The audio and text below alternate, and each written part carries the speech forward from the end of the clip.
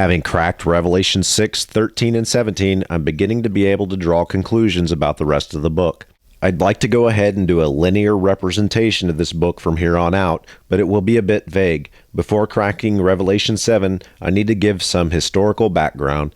Chapter 7 is very simple, but it makes no sense without the history. And as I crack further allegories, Chapter 7 will become far more interesting. So kick back for a minute and relax.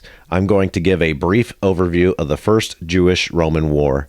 In 66 CE, factions within Judaism revolted against Rome. Though they claimed it was a religious revolt, it was actually a revolt against Roman taxation under Nero. The Romans, as would be typical, sent an army in from Egypt to crush the revolt. Unfortunately for the Romans, they underestimated the size of the revolt, and the first army they sent in was terribly deficient. This army withdrew from Judea, but was defeated on its way home by the Zealots. Now, the Romans would not make this mistake again. By 67 CE, the Romans re-entered Judea, this time with a much larger force under Vespasian and his son Titus. They bypassed Jerusalem at first and simply rampaged through the rest of Judea, laying siege to some cities and taking others without a fight. There were massive amounts of casualties on both sides, but Jewish civilians and the Zealots suffered heavily. By 68 CE, the Romans had mostly crushed all resistance outside of Jerusalem and were getting ready to lay siege to the city. However, events back in Rome changed the course of the war. Emperor Nero, having been declared an enemy of Rome by the Senate, committed suicide. Otho, Galba, and Vitellius would all end up being emperors for a short time, but Vespasian was declared emperor by his armies. So Vespasian and the bulk of his armies left Judea and went back to Rome. Roman garrisons were left in Judea, but for the time, the siege of Jerusalem would have to wait. For Jerusalem and Judea as a whole, this would be a one-year pause in the action. For the moment, Jerusalem was safe and could go about its business. Later, I'll be specifically referring to this year. In 69 CE, Vespasian was declared emperor of Rome. He sent his son Titus to go back into Judea and finish the war. By early 70 CE, Titus and his armies had reached Jerusalem and were preparing to lay siege to the city. The siege would last for about 6 months, and the siege would ultimately end with the destruction of Jerusalem in September of 70 CE. Now, most of our understanding of this siege comes from the works of Josephus. Josephus is a bit controversial because he likes putting his opinions and his religion in his works, and because it's possible some bits were added later. But he goes into extraordinary details about the First Jewish-Roman War, and his description of the siege of Jerusalem is so full of detail that it can't be ignored.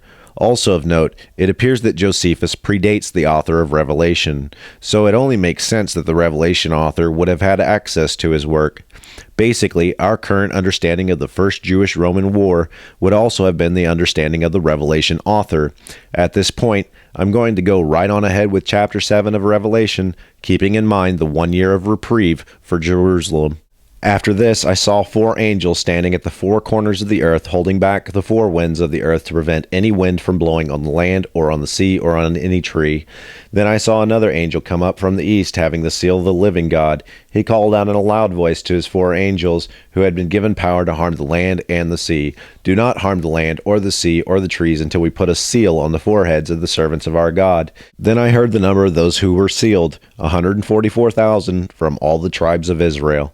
Notice the reference of sealing the forehead. As I mentioned earlier, with the mark of the beast allegory in chapter 13, the mark of the beast was likely a coin, and the forehead reference was likely a reference to the dead having coins over their eyes in Jewish burial practices.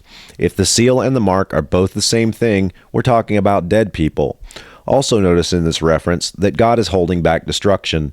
This entire chapter is about the 1 year reprieve for Jerusalem. The 144,000 is broken down in the next few verses by tribe, but it's really the last part of the chapter that makes the picture complete. The last part of the chapter, verses 9 through 17, are all references to the dead in heaven. Some verses are extracted from Isaiah, but the Lamb, the throne, and the 4 living creatures are all said to be in heaven in chapters 4 and 5. So this entire chapter is about the 1 year of reprieve and burying the dead. Jerusalem and Judea will get a chance to bury their dead properly, and the 144,000 killed in the struggle of the previous years will be buried, go to heaven, and mingle with the other souls. It probably wasn't 144,000, but it was a very large number, and the events of the previous year certainly had an effect on the entire Jewish world. The Great Tribulation of 68 CE is now over. The Romans are too occupied to carry on with the destruction of Jerusalem, but they'll be back the following year, and things will get much, much worse. Revelation 7 is about the 1-year reprieve in around 69 CE. The Jews buried their dead properly, their souls are in heaven, and Jerusalem will have a bit of time to prep itself for the final battle. It's quite odd, but the more I read about this war, the more I find myself empathizing quite a bit with these people.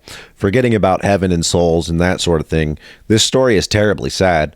And while the zealots and other factions that are causing this war probably deserve whatever is coming to them, they're dragging an awful lot of innocent civilians down with them, and I simply can't imagine the gravity of their situation.